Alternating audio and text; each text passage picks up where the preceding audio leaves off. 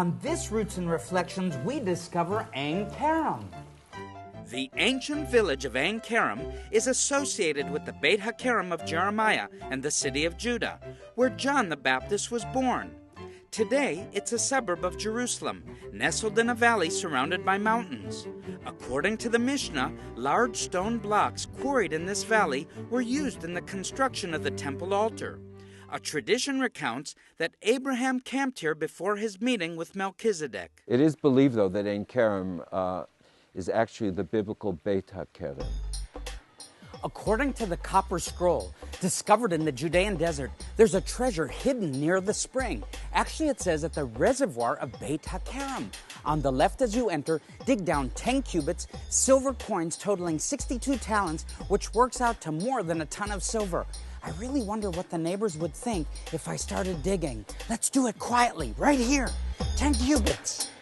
10 cubits? That's 15 feet, or 3 meters. Wow, look!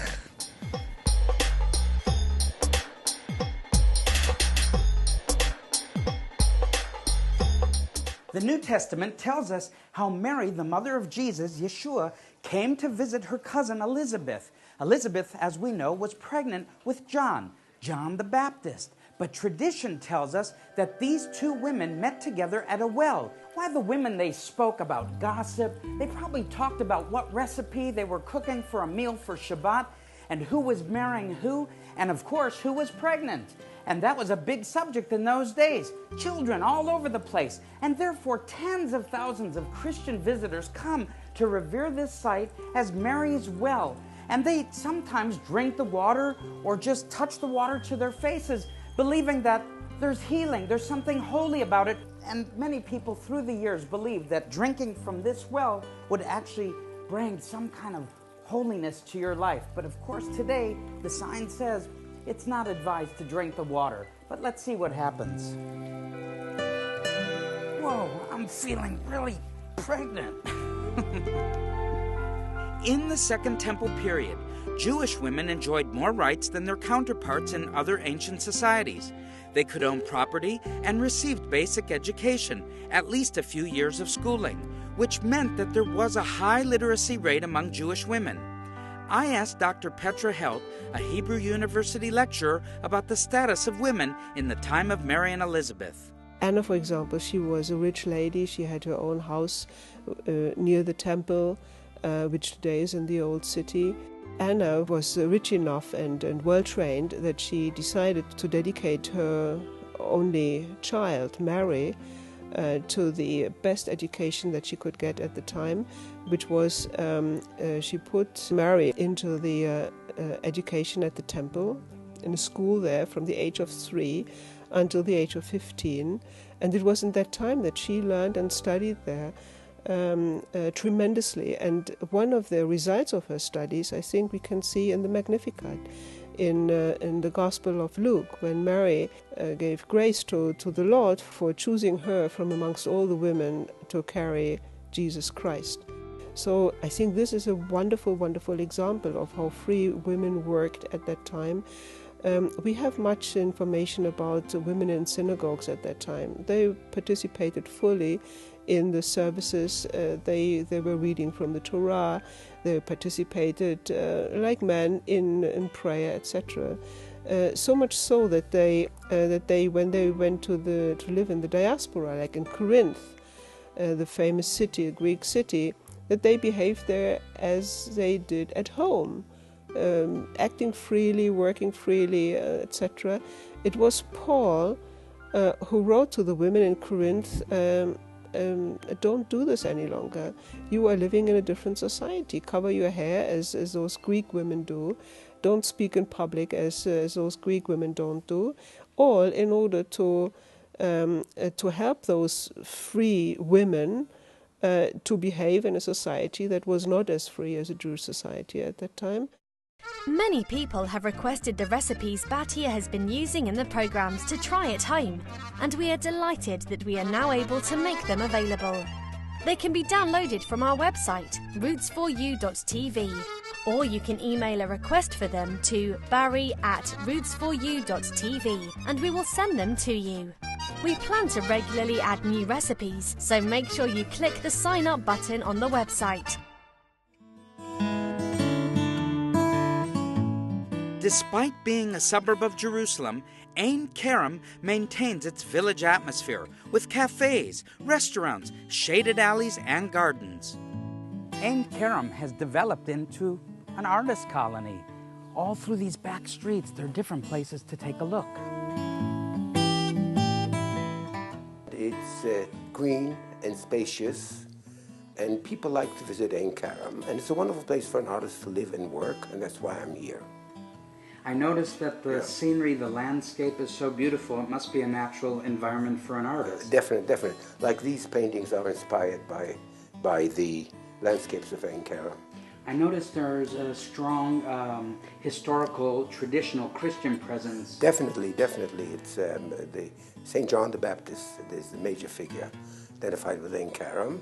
And St. John the Baptist was a Jew who lived before Jesus, and he was certainly 100% Jew, and he got involved in what Christians call baptism, but essentially is what we call mikveh.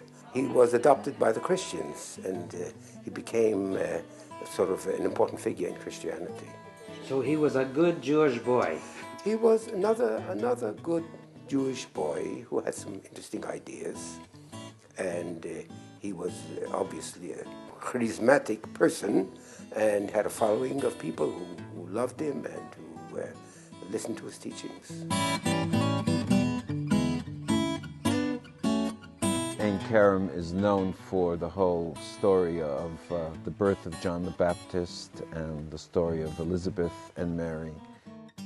Amazingly, even after 2,000 years, John the Baptist's name dominates Ein Kerem's environment.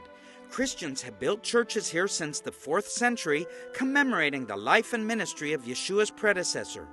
The current church of John the Baptist dates to 1674, built over the foundation of Byzantine and Crusader structures. Left of the main altar, steps descend to the grotto of the birth of St. John. Statues of his mother and father stand on either side of the main altar, and a Latin inscription above the lintel says, "Blessed is the Lord God of Israel, for he has redeemed and visited his people." These were the first prophetic words uttered by Zacharias after the birth of his son. He had been made mute since the angel Gabriel appeared to him in the temple sanctuary. Zacharias' full prophecy is inscribed in many languages around the church courtyard. On a hill opposite is the Church of the Visitation. It is believed that the house of Zacharias and Elizabeth stood here, and is where Mary stayed with her relatives for about 3 months during the visit to Ein Kerem. The significance of the Visitation Church is in reference to Mary, known in Hebrew as Miriam, in her proclamation prayer of thanksgiving to God, which is recorded in Luke chapter 1, "And Mary said, My soul magnifies the Lord, and my spirit has rejoiced in God my Savior, for he has regarded the lowly state of his maidservant. For behold, henceforth all generations will call me blessed." Mary's Magnificat is inscribed in 42 languages on the wall facing the church. Also, a modern sculpture depicts the meeting of the 2 Jewish women.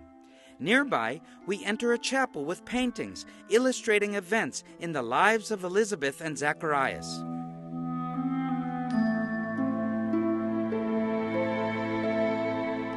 What is the missing link here in the village of Ein Kerem, which is Hebrew for spring of the vineyard? When we look at the lives of Elizabeth and Mary, whose names in Hebrew were Elisheva and Miriam, we come to an understanding of our roots that, in fact, these were 2 very godly Jewish women who gave birth to 2 wonderful Jewish boys that would change the course of history. Jesus is a Jew.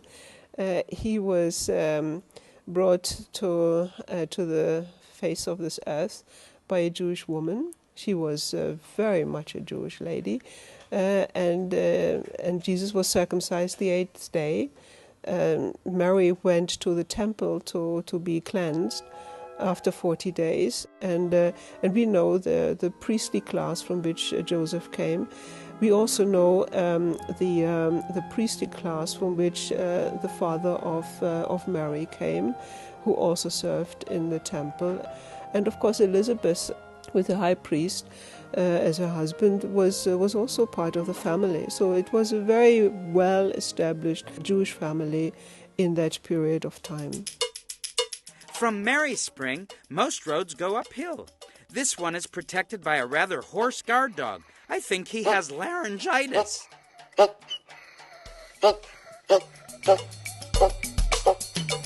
In the hills of Ein Carob is a precious work known as St. Vincent's, a hospital care home for the severely handicapped children. This is truly a work of care and compassion. It's not a really hospital. We are a home for severe handicapped children.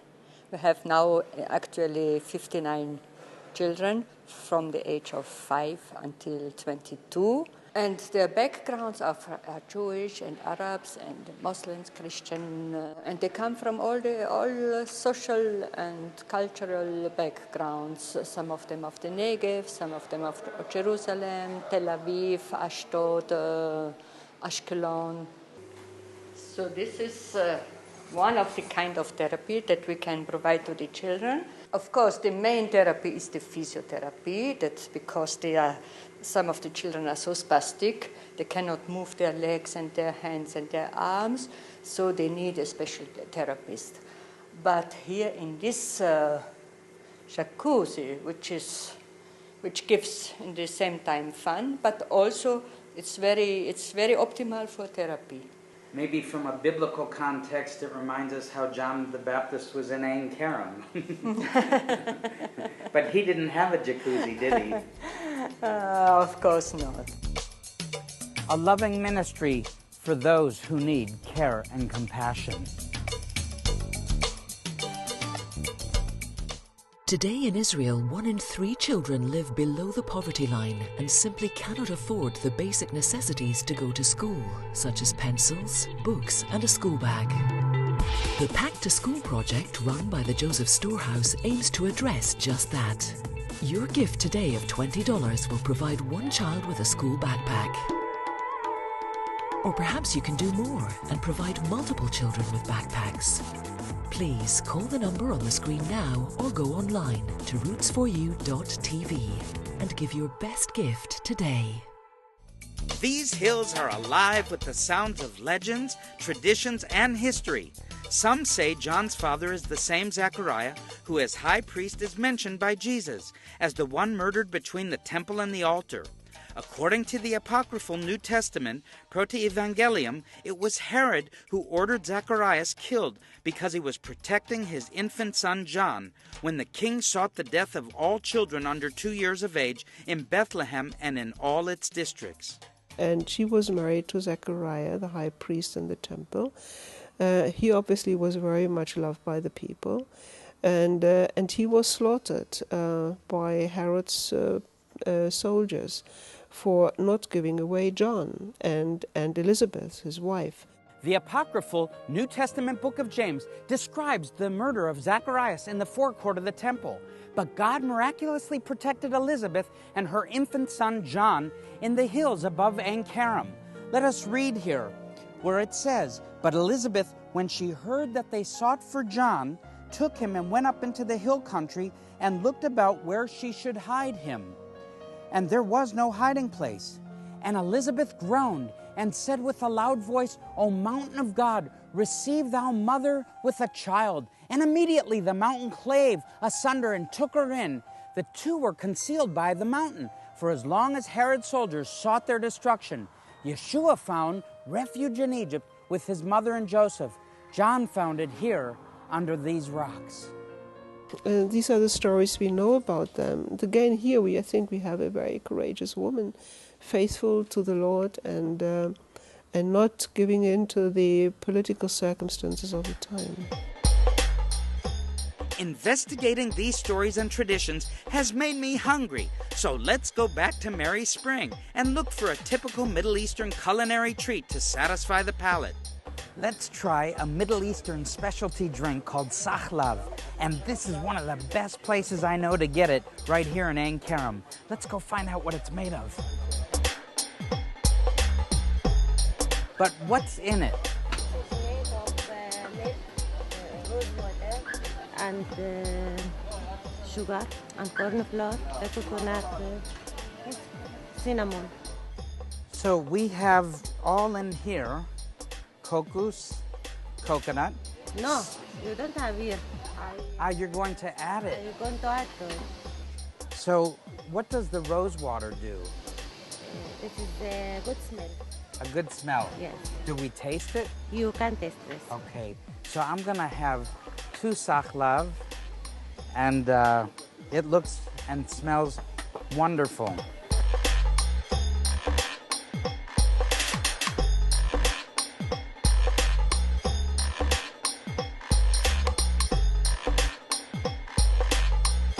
One for me, and of course, one for you. We've got to give this sakhlav a try. Let's try it.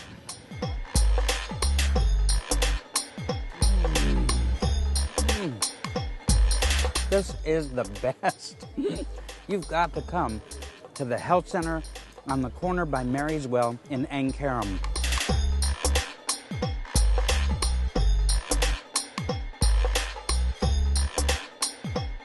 The mountainous area around Ein Kerem is the most forested in all Israel, with pine, cypress, terebinth, oak, almond, and hawthorn. One native tree, the carob, is associated with John the Baptist, known as St. John's bread or locust fruit. The carob pod is dried and in powder form is a cocoa substitute. Right in the heart of Ein Kerem, sitting under a carob tree, some scholars believe that actually John the Baptist, when it refers to him eating wild locusts and honey, ate the carob. Now, that was a food that was normally associated with those of a poor means of living. But today in health food stores, we know that carob was actually a very, very healthy food. And that is what is thought that John the Baptist ate. Now, the carob seed was uniform in both size and weight. In ancient times, this was actually used as a measure of weight for such things as precious gems. Therefore, that's where we get 1 carat with 1 carob seed. Ladies, carobs are a girl's best friend. Kitty, what do you think about the carob? I think he says it's strictly for the alley cats.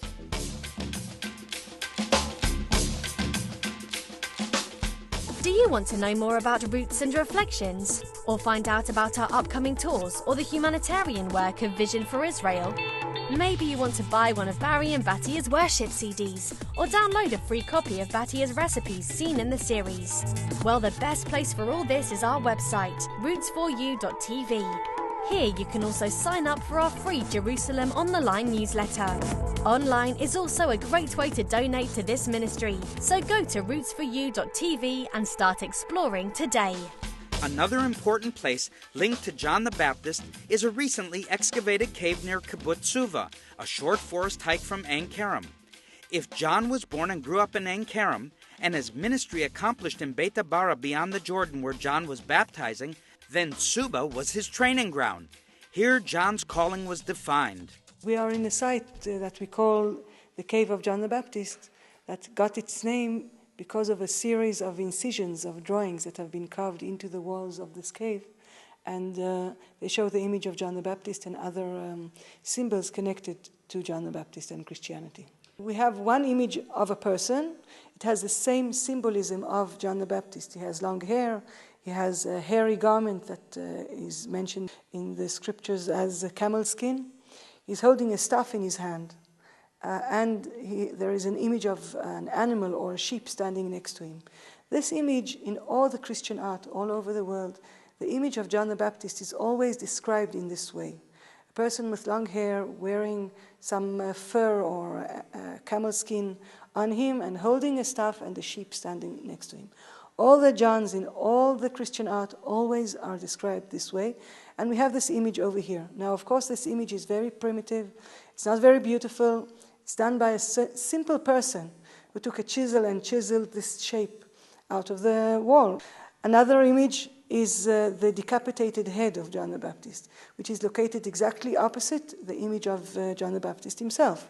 And again, this is another image that is very well known and important in the Christian story about the way John the Baptist lost his life to Herod Antipas. John the Baptist, of course, is from Carob, and it is a walking distance, it's 1 hour walk to this place. It's possible that as a young person, John the Baptist was in this cave, and he practiced or tried or developed new ways of baptism. This is like the missing link between the Jewish mikveh and the Christian baptism that was later on.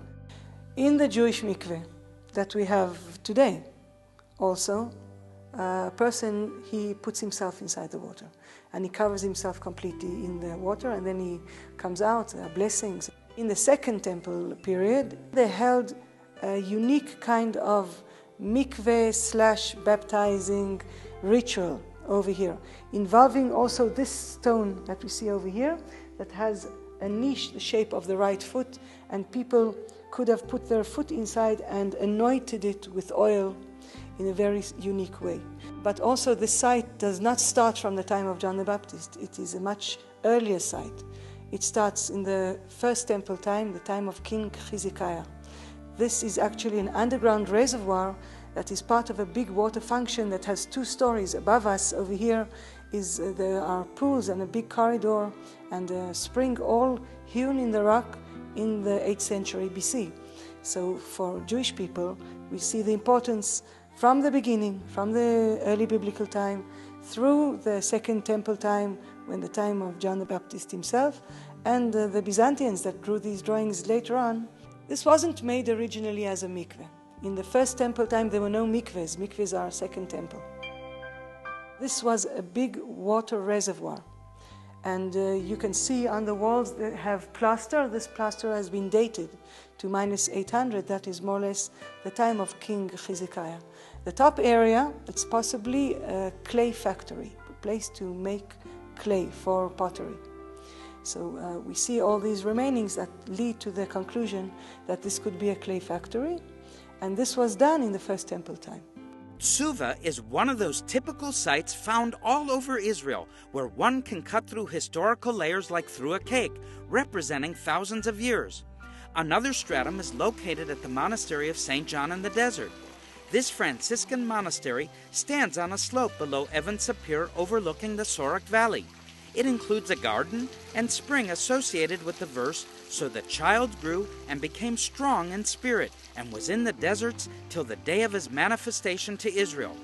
Muslims called the site Ain el Habis, the spring of the hermit. The monastery of St. John in the wilderness, as it's called, is approximately an hour's walk from here on the other side of Hadassah Hospital. Basically what you have there is a Franciscan monastery with a cave where they believe that John spent his hidden years before he was openly revealed to Israel. According to some traditions, this is the actual grotto or the place where John the Baptist lived.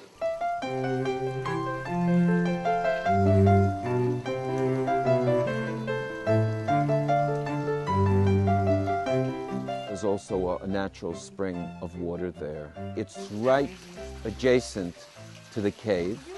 It's quite small, quite deep, and definitely fulfills the requirements of a mikveh in the sense of water running in and water running out. In a sense, you can say it's a model mikveh. Our word of the week is mikveh, or ritual immersion. Hold your breath.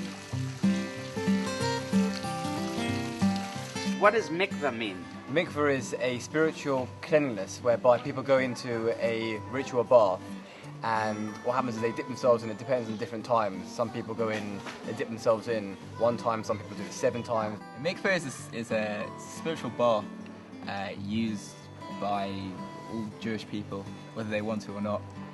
Actually, no, can we cut that? Yeah. A mikveh is a spiritual bath used by both Jewish men and women at various times during the year. men can choose to go when they want. It's customary to do it before you get married, but it's also some people like to go before the Sabbath, some people like to go every day. All right, tell us, what's a mikveh? Okay, a mikveh is a ritual bath that is crucial to the Jewish law, in particular the laws of family purity, which is why women go as part of their menstrual cycle and have a period of separation from their husband, and it's said to enhance the marriage, and that's a crucial part. To be fit for use, the mikveh has to contain sufficient water to cover the body of a woman of average size, with water originating from a natural spring or rainwater. Religious Jews are forbidden to reside in places where there is no mikveh. This rule has been in effect since the days of the Second Temple. The baptismal pool at the monastery of St. John in the desert certainly fits the qualifications of a proper mikveh, with sufficient water to cover the body of a woman of average size, in this case my own daughter, seeking immersion. In the traditions of my forefathers, Abraham, Isaac, and Jacob, and in Yeshua the Messiah, I immerse myself to new life. Amen. Should I just go now? Yeah.